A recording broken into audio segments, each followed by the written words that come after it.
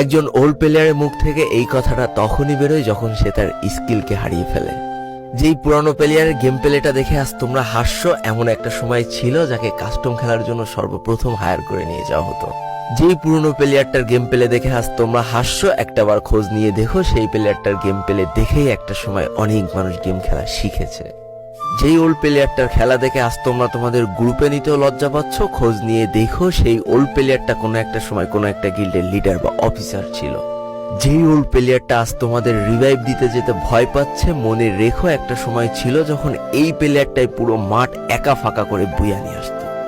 যেই নতুন প্লেয়ারগুলো শুধুমাত্র ডাইনামিক ডুয়োর সাথে গেম খেলার জন্য সারা রাত জাগো, তোমরা মনে রেখো যারা ওল্ড প্লেয়ার ছিল তারা সারা রাত খালি ট্রেনিং পিটাতো নিজেদের স্কিল ভালো করার জন্য।